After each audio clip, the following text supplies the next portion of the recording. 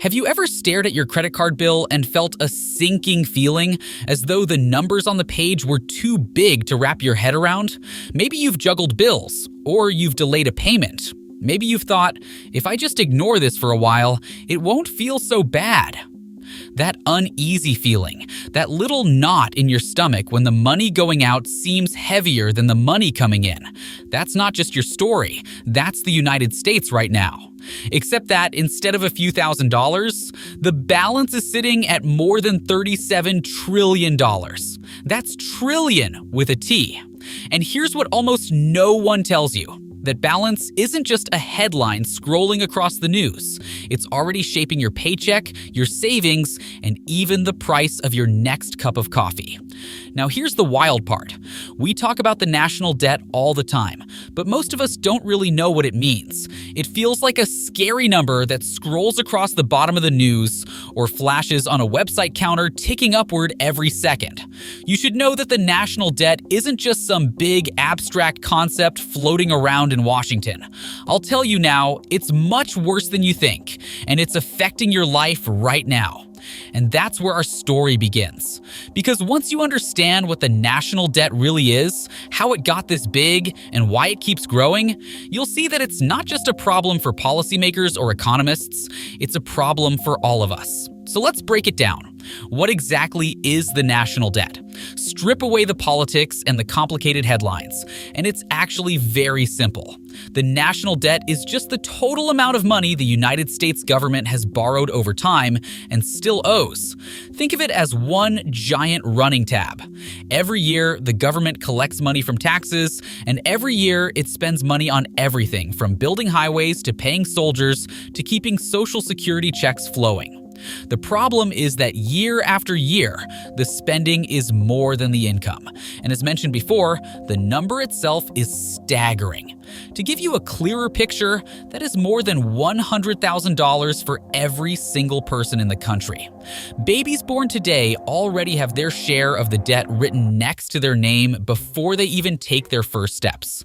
And unlike a one-time loan you pay off in a few years, the debt does not stand still. It grows constantly because every year that we spend more than we bring in, we add another layer to it. And here's the question that naturally follows. Why exactly should this matter to you? Why should you care about some number in the trillions when you're just trying to make sure your own bills get paid? To really understand that, we have to rewind and look at how this debt grew in the first place.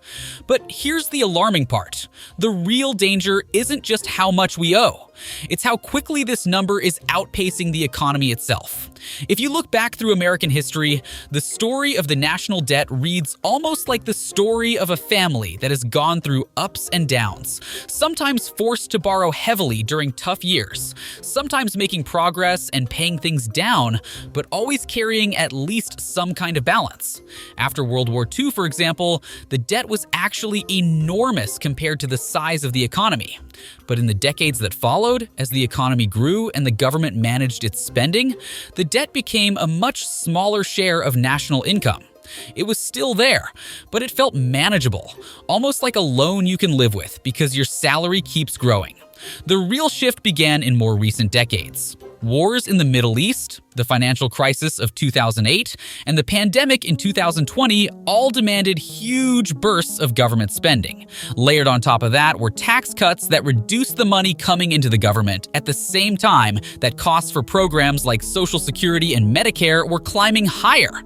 When you step back and look at the trend, you can see how the debt ballooned. It is not the result of one bad year. It is the accumulation of many years of spending more than we earn, often for understandable reasons, but still leaving us with a larger and larger balance. The surprising part is how quickly it has grown compared to the size of the economy. That is the part that has economists sounding the alarm. It is not just that the debt exists, it is that it has grown to a point where keeping it under control will take serious choices. And this is where things get even more complicated, because who exactly holds all this debt is not as straightforward as you might think.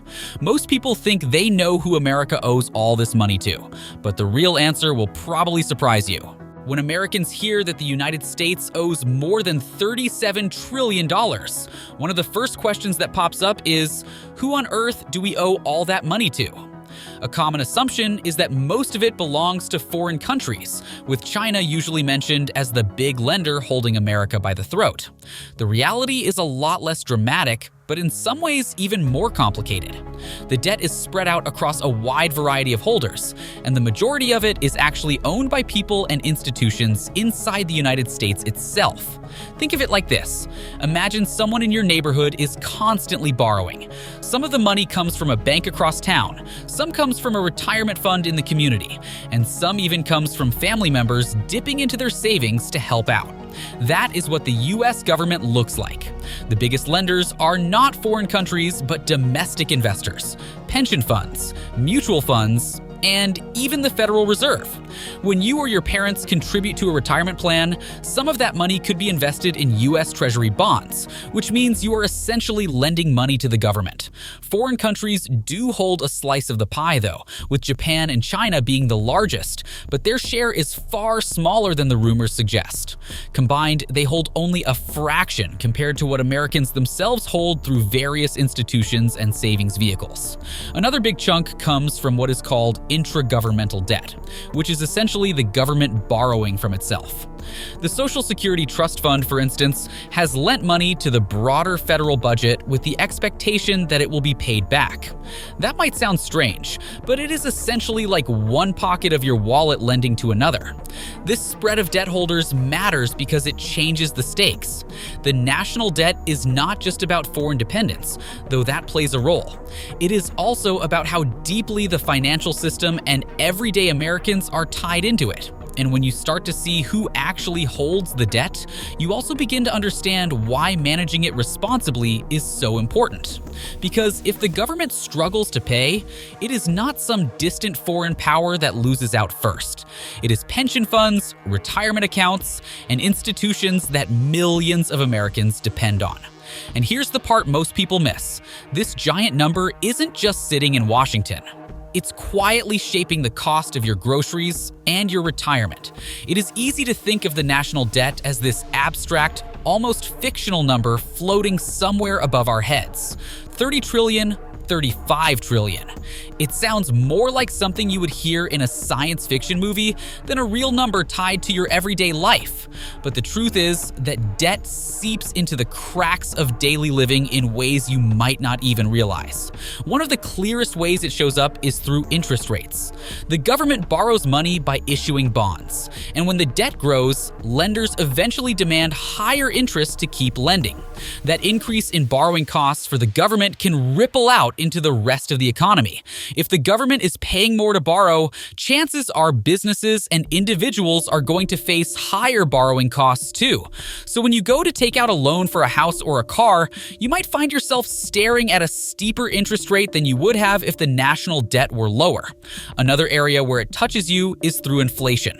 The more the government borrows and spends, the more money moves through the system, and that can push prices upward. You have probably felt this already at the grocery store or at the gas pump. While inflation has many causes, debt plays its part by making it harder for policymakers to respond flexibly.